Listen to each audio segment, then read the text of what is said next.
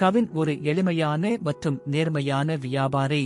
அவர் தனது பழைய சைக்கிளில் கிராமத்திலிருந்து கிராமத்துக்கு பயணம் செய்து பழைய வெள்ளி, பித்தளை பாத்திரங்களை சேகரித்து அதற்கேற்ற நியாயமான பணத்தை மக்களுக்கு கொடுத்து வாழ்ந்து வந்தார். ஒரு மதியம் அவர் ஒரு கிராமத்தின் ஓரத்தில் இருந்து ஒரு சிறிய பழுதடைந்த வீட்டை அடைந்தார்.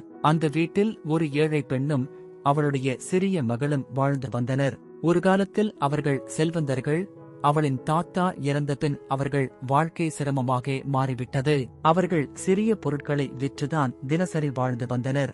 கவின் அவர்களிடம் பழைய பாத்திரங்கள் உள்ளதா என்று கேட்டபோது அந்த பெண் வருத்தத்துடன் ஒரு வளைந்து முறிந்த தட்டையை கொண்டு வந்தாள். இது பயனற்றது, இதற்காவது கொஞ்சம் பணம் கொடுங்கள், சாப்பிட வேண்டும் என்று கேட்டாள். கவின் அந்த தட்டையை எடுத்துக்கொண்டு கவனமாக பார்த்தார். அதன் எடை மற்றும் ஒளியில் ஏதோ வித்தியாசம் இருப்பதை அவர் உணர்ந்தார்.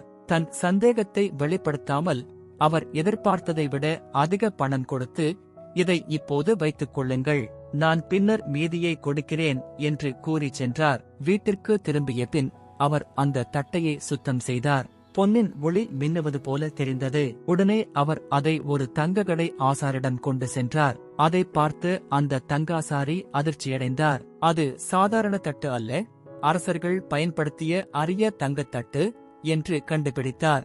கவினும் தங்காசாரியும் அந்த தட்டையை கவனமாக எடுத்துக்கொண்டு கவினின் சைக்கிளில் அருகிலுள்ள நகரத்தில் உள்ள பிரபலமான நகைக்கடைக்கு சென்று அவர்கள் கடை உரிமையாளரை சந்தித்து அந்த தட்டையை காட்டினர். உரிமையாளர் அதை நுணுக்கமாக பரிசோதித்து தொழில்முறை கருவிகளால் சோதனை செய்து பார்த்தார். சிறிது நேரத்தில் அது தூய தங்கம் என்பதையும் உறுதி செய்தார்.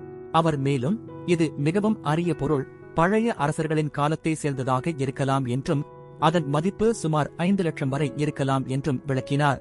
கவின் உடனே அந்த ஏழை பெண்ணையும் அவளுடைய மகளையும் நினைத்தார். ஒரு நிமிஷமும் வீணாக்காமல் கவின் உடனே ஒரு வாகனத்தை ஏற்பாடு செய்து அவர்களை கிராமத்திலிருந்து நகரத்திற்கு வரவழைத்தார். நகைக்கடை உரிமையாளர் அந்த தட்ட தூய தங்கம் என்றும் அதன் மதிப்பு சுமார் 5 லட்சம் என்றும் அந்த பெண்ணிடம் கூறினார். இதை கேட்ட அந்த பெண் அதிர்ச்சி அடைந்து என்ன செய்ய வேண்டும் என்று தெரியாமல் கவினை பார்த்து கேட்டாள். கவின் அமைதியாக, இந்த பணத்தை ஒரே நேரத்தில் கொடுக்காமல் அவர்களின் பெயரில் வங்கிக் கணக்கில் வைப்பு செய்யுங்கள், அவர்கள் மாதந்தோறும் வரும் வட்டியுடன் பாதுகாப்பாக வாழ முடியும் என்று கூறினார். அவரது நேர்மையும் நல்ல மனமும் நகைக்கடை உரிமையாளரை ஆழமாக பாதித்தது. அவர் கவினை அழைத்து, உங்களைப் போன்ற நேர்மையான மனிதர்கள் உலகில் அரிது என்று கூறினார். உடனே வங்கியில் அந்த பெண்ணும் அவள் மகளும் பெயரில் பணத்தை வைப்பு செய்ய ஏற்பாடு செய்தார்.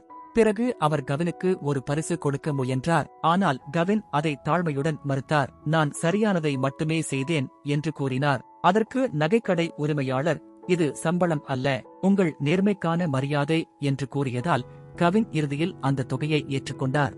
அந்த மாலை கவின் மீண்டும் தனது சைக்கிளில் வீட்டிற்கு திரும்பினார். ஆனால் இந்த முறை அவரது மனம் அமைதியாக இருந்தது. அவர் பேராசையை விட நேர்மையை தேர்ந்தெடுத்திருந்தார். உண்மையான செல்வம் பணத்தில் இல்லை, சரியானதை செய்வதில்தான் இருக்கிறது என்பதை அவர் அறிந்திருந்தார். நெறிமுறை, நேர்மை உடனடியாக செல்வத்தை தராமல் இருக்கலாம், ஆனால் அது வாழ்க்கை முழுவதும் மதிப்பையும் அமைதியையும் தரும்.